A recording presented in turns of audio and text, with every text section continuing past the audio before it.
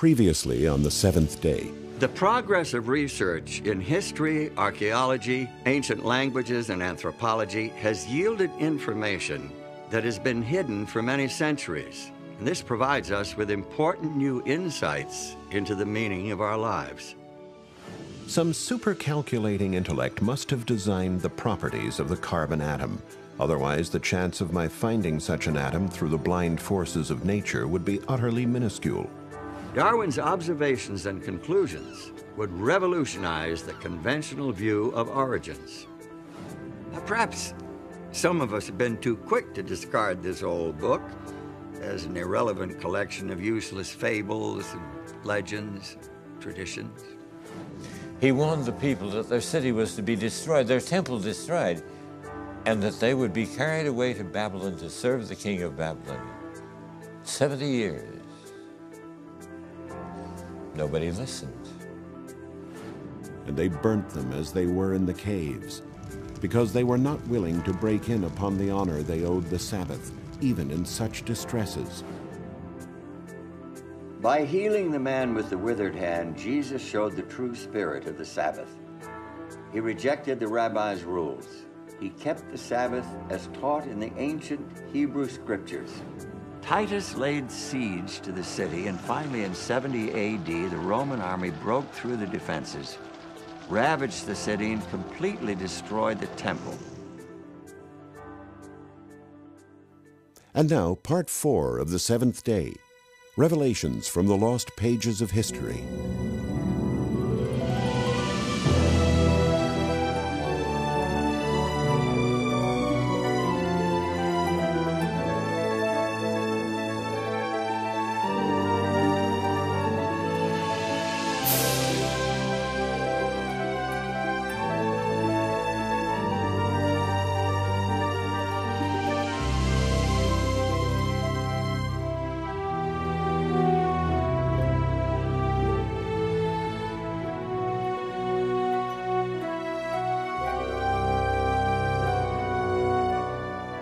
About 95 or 100 AD, a change was made in the synagogue service. The middle part of the service is known as the standing prayer, the Amidah, or the 18 benedictions, consisting of 18 short prayers or blessings of God, Thanksgiving blessings. All 18 are recited on weekdays, on Sabbaths only 7.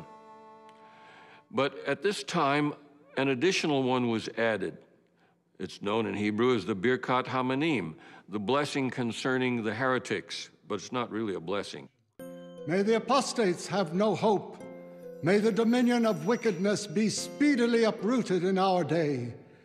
May the Nazarenes and the heretics quickly perish and not be inscribed together with the righteous. Blessed art thou, the eternal our God, who crushes the wicked. It smoked out the Christians because anyone could be asked to lead out in the recitation of this. Anybody, or everybody was supposed to say Amen at the end of each one. And this made it very uncomfortable, in fact, impossible for Christians to participate in the Pharisee-led synagogue service from that time onward. The evidence of this synagogue prayer helped sharpen our picture of first-century Christians. It's clear that they were keeping the Sabbath right along with their Jewish brothers. So now the Jews were becoming less tolerant of Christians, but Christians themselves were beginning to question the value of their connection to Judaism. In the early church literature, Christians are really desperate to separate from Judaism and to distinguish themselves. As a result, there is the appearance of a great deal of anti-Judaism or anti-Semitism. Some of it is invective, nasty comments about Jews. Some of it is pushing away from what they saw as Old Testament religion. There were practical reasons for the Christians to distance themselves from the Jews. No doubt they were swept up in the current of anti-Jewish sentiment, not surprising given the level of conflict between Jews and the Roman Empire at the time. Although the Jews were scattered throughout the Mediterranean region and beyond, many of them still dreamed of a great Jewish nation and ultimate victory over their enemies. And in North Africa, around 115 AD, these dreams flared into violence. The Jews in the region of Cyrene had put a certain Andreas at their head and were destroying both the Romans and the Greeks. Many they sawed in two from the head downwards. Others they gave to the wild beasts, and still others they forced to fight as gladiators. In all, 220,000 persons perished. In Egypt, too, they perpetrated many similar outrages, and in Cyprus, Dio Cassius. A few years later, in 132, Jewish opposition to imperial authority exploded into another violent revolt. This time, it was in Jerusalem. The leader of the Jews at this time was a man by the name of Bar Kokhba, which signifies a star, who possessed the character of a robber and a murderer, but nevertheless, relying upon his name, boasted to them as if they were slaves that he possessed wonderful powers. And he pretended that he was a star that had come down to them out of the heaven to bring them light in the midst of their misfortunes. Our ancient sources give us two reasons for the Bar Kokhba uprising. First, a prohibition by the Roman Emperor Hadrian, a prohibition against circumcision. Jews would no longer be allowed to practice circumcision. Second, the decision by the Emperor Hadrian to rebuild Jerusalem as a pagan city, the city of Aelia Capitolina. Imperial forces finally crushed the rebellion in 135. Hadrian banned Jews from Jerusalem and prohibited Sabbath keeping and other Jewish rites of religion. So there was strong anti-Jewish sentiment throughout the Roman Empire. Jews were the enemy. Christians didn't want to be associated with the Jews and thought of as the enemy. And the easy way to disassociate themselves was to renounce the Sabbath, which was a mark of Jewishness. So where and when did Christians first begin to observe an alternate day of worship? The lost pages of history lead us in a surprising direction. Alexandria, Egypt, founded in 332 BC by Alexander the Great, one of the world's great centers of literature, science, and commerce, a melting pot of religious ideas and classical philosophy. There is solid evidence that Christians in Alexandria were the first to replace Sabbath observance with first day, that is Sunday, worship. This began shortly before 120 AD. One of the first documents that we find pointing to Christian keeping of Sunday is the so-called Epistle of Barnabas. Now, it is not the real Barnabas that we read about in the New Testament in the book of Acts. This is pseudo-Barnabas. It's a pseudepigraphon. It's falsely attributed to him. But it was written apparently by somebody in Alexandria in Egypt, where the tendency was to spiritualize everything. And that's what this Epistle of Barnabas does. It doesn't take anything literally. Barnabas believes that the Hebrew Scriptures is a gift to those who truly understand it. But he thinks the ones who understand it will not take it literally, but will understand it in a metaphorical or spiritual sense. And he rested on the seventh day. This meaneth, when his Son, coming again, shall destroy the time of the wicked man, and judge the ungodly, and change the sun and the moon and the stars, then shall he truly rest on the seventh day. Barnabas claims that he and his followers are observing the 8th day of the week, the day after the Sabbath, obviously Sunday. He condemns Judaism and everything associated with it, including observance of the seventh-day Sabbath. The Barnabas letter is the first evidence of Sunday being promoted as the Christian day of worship. But to find the real heart of the pro-Sunday movement, we have to shift our focus from Alexandria westward to the heart of the Roman Empire. It is in ancient Rome that we find the first description of early Christian Sunday keeping. It comes from Justin Martyr, a convert to the new faith. But Sunday is the day on which we all hold our common assembly, because it is the first day on which God, having wrought a change in the darkness and matter, made the world. And Jesus Christ, our Savior, on the same day, rose from the dead. Early Christian Sunday keepers needed a theological justification for keeping the first day of the week, and they found it in linking the first day to the first day of creation. In doing that, they were denying the authority of Christ, who declared himself to be Lord of the Sabbath, the seventh day of creation week. For in 6 days the Lord made heaven and earth, the sea, and all that in them is, and rested the seventh day. Wherefore the Lord blessed the Sabbath day and hallowed it. We have reached a critical defining moment in our story. By isolating the weekly holy day from its biblical roots, church leaders cut off the Sabbath from its source of spiritual meaning. It would become a hollow formality, a political hot potato, a test of authority, and a pawn in a centuries-long power struggle. Sunday was an attractive replacement for Sabbath because Sunday was beginning to draw to itself a certain amount of aura because of new developments in the pagan religion that made Sunday the day of worshiping the sun and thinking of the sun. I suppose it was inevitable that elements of pagan worship would find their way into Christianity. Christians were, after all, a small minority in a distinctly pagan world, a world that worshiped mythical gods, dead emperors, and the invincible sun. Historians commonly date the beginning of the Roman Empire as 31 BC. That's when Octavian defeated the forces of Antony and Cleopatra and came back to Rome to rule as the first Caesar, Caesar Augustus. And it was at that time that he shipped back to Rome 2 great obelisks. One of those he set up in the Circus Maximus.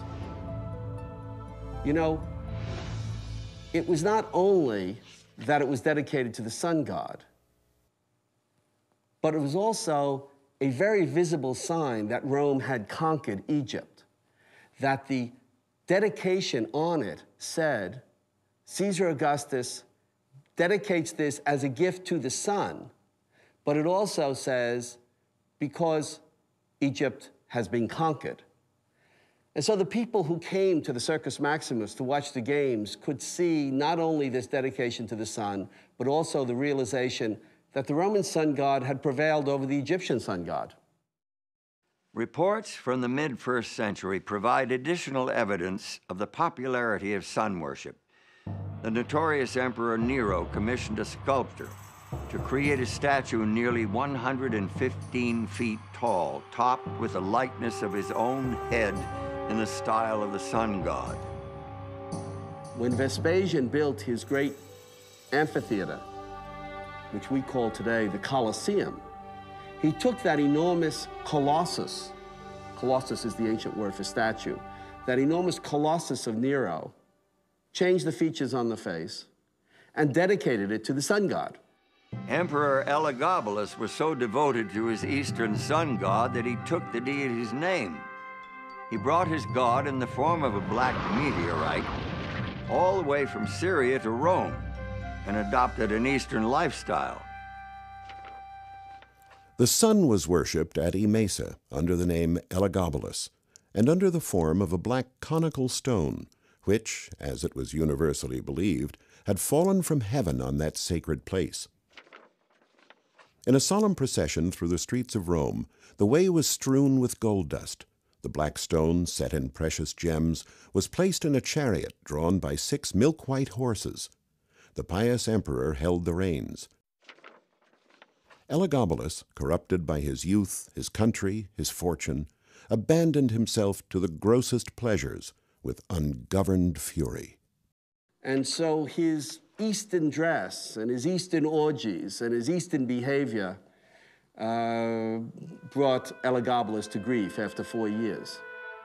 And even though his god was sent back, the black stone was shipped back to Syria, that sun worship continued. The ancient historian Plutarch reports how the Roman general Pompey went to the eastern Mediterranean to deal with a problem of pirates attacking commercial shipping. This is about 50 BC. Well, he conquered the pirates, captured them, brought them back to Rome. Turns out the pirates were worshippers of Mithras, the sun god. And from those pirates, the worship of Mithras became very popular in Rome, especially among the military. I think that Roman military men would find Mithras a particularly attractive divinity. He was a warrior himself, fighting for the forces of good. It was a hierarchical religion, and one could progress from grade to grade. There were 7 grades of Mithraism, much like in an army. And thirdly, it was a religion of brotherhood and fellowship. They would meet together not only to worship their God, but to eat a meal in common. We hear about Roman soldiers having come back from the east who pray at dawn, facing the east, facing the sun. And this is when we begin to get in Rome a mention of Deus Sol Invictus. That is to say, the unconquerable sun god. Unconquerable because the night tries to conquer the sun in each 24-hour period. But at dawn, the sun has survived. The sun has vanquished the night. The importance of sun-worshipping cults in the Roman Empire is shown during the reign of Aurelian, who was emperor from 270 to 275 AD. He established a state religion that included the worship of both the emperor and Sol Invictus, the invincible sun. He tried to unify all religions under the sun god. Diocletian, who came to power in 284, was also devoted to the sun god. He maintained Aurelian's principle of a state religion and even declared himself to be a god. Eventually, he ordered the persecution of Christians. To some Christian leaders, it made sense to take advantage of the popularity of Sunday, especially since Sunday observance would make Christianity more attractive to the pagans who already worshiped the sun on that day. For example, the Roman Emperor Constantine was, like Aurelian and Diocletian before him, a worshiper of the sun. He was the first emperor to profess belief in Christianity. It was during a crusade against his rivals that he was supposedly converted to Christianity. Sympathetic biographers claim that before a climactic battle near Rome, Constantine saw a vision of a flaming cross in the sky. He credited this vision with his subsequent victory and declared himself to be a Christian. Historians debate whether or not Constantine's conversion was genuine, since he maintained his pagan superstitions throughout much of his reign. He consented to baptism only as he lay on his deathbed. Still, his reign did mark a dramatic turning point in the history of Christianity. In 313, with the agreement of his co-emperor Licinius, he effectively legalized the Christian religion. The reign of Constantine the Great forms one of the epochs in the history of the world. It is the era of the dissolution of the Roman Empire, the commencement, or rather consolidation, of a kind of Eastern despotism with a new capital, a new constitution, and finally, a new religion. Was Constantine converted to Christianity, or was it the other way around? Who knows? But what's important to us today is that what emerged was a different kind of church, a different kind of state. In fact, the two were so blended together, it was hard to see where one ended and the other began. It seems that Constantine's personal religion was a mixture of Mithraic sun worship and Christianity. According to his Christian biographer Eusebius, he taught all his armies to zealously honor the Lord's Day, Sunday, referring to it as the day of light and of the sun, distinctly pagan terminology. Take a look at this passage from his famous Sunday Law of AD 321. On the venerable day of the sun, let the magistrates and people residing in cities rest, and let all workshops be closed.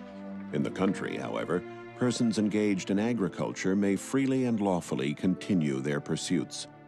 The first law requiring people to celebrate on Sunday and rest on Sunday was a law promulgated by the Emperor Constantine in the year 321.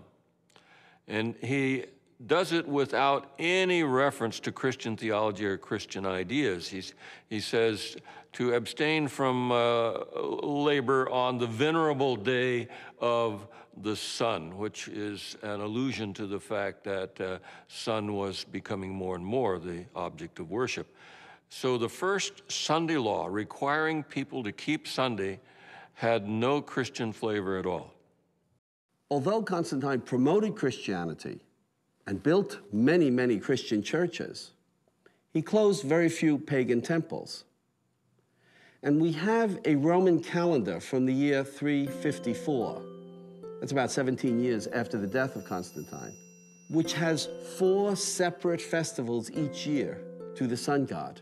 It shows that the sun god survived not only Constantine, but into the reigns of his immediate successors. Did Constantine's Sunday law settle the Saturday-Sunday issue? Not according to the records from the ancient city of Laodicea, where church leaders met near the middle of the 4th century. The church council at Laodicea dealt specifically with the issue of what scriptures, if any, should be read at Sabbath services. The Gospels are to be read on the Sabbath, that is, Saturday, with the other scriptures. The fact that the council addressed this issue is irrefutable proof that Christian church members were still attending worship services on the 7th-day Sabbath. Remember, this is more than 300 years after Christ. But there's more. Christians must not Judaize by resting on the Sabbath, but must work on that day, rather honoring the Lord's Day, and if they can, resting then as Christians. But if any shall be found to be Judaizers, let them be anathema from Christ. What did the council mean by Judaizers? Judaizers were those Christians who did not work on Sabbath, like the Jews. Church leaders wanted everyone to work on Sabbath and to refrain from work on the first day of the week, which they now called the Lord's Day. And this was consistent with the Sunday law enacted by the Emperor Constantine. In spite of the popularity of sun worship and the Sunday laws of emperors, many Christians continued to worship on the 7th-day Sabbath. In fact, Christian churches that abandoned the Sabbath were in the minority. For although almost all churches throughout the world celebrate the sacred mysteries on the Sabbath of every week, yet the Christians of Alexandria and at Rome, on account of some ancient tradition, have ceased to do this. Without question, Christians were still observing the 7th-day Sabbath clear down in the second half of the 4th century. In spite of theological arguments, anti-Jewish prejudice, and the decree of an emperor, the Sabbath of the Creator was not dead. The succeeding centuries saw the Sabbath at the heart of controversy between popes and patriarchs. The weekly day of rest and worship became a test of church authority and a sign of submission to the sovereignty of a new kind of religious government. It became a major cause of the great rift that divided the Christian church for 900 years. Next time on the 7th day, I am Patrick, a sinner most unlearned, the least of all the faithful, and utterly despised by many. Then I took to flight, and I left the man with whom I had stayed for 6 years. Columba and his fellow missionaries firmly planted the Christian religion in Scotland. Their converts resisted the growing influence of Rome, which promoted Sunday as the day of worship. When Margaret first came to Scotland, she was dissatisfied with Sunday observance as she found it. She found that lay people tended to carry on their menial labors on Sunday. The Sabbath to Sunday change became a mark of Roman Catholic or papal authority. Marcion wanted to discredit the Sabbath because it was an image of creation. For him, creation was an evil deed of an evil God, the God of the Old Testament. In 602, Pope Gregory identified Sabbath keepers with the Antichrist. He called them Judaizers because of their determination to observe the seventh day as a day for rest and worship. Sabbath was a day of feasting. In fact, to fast on the Sabbath meant to break the Sabbath. And so this was another way of distancing Christianity from Judaism.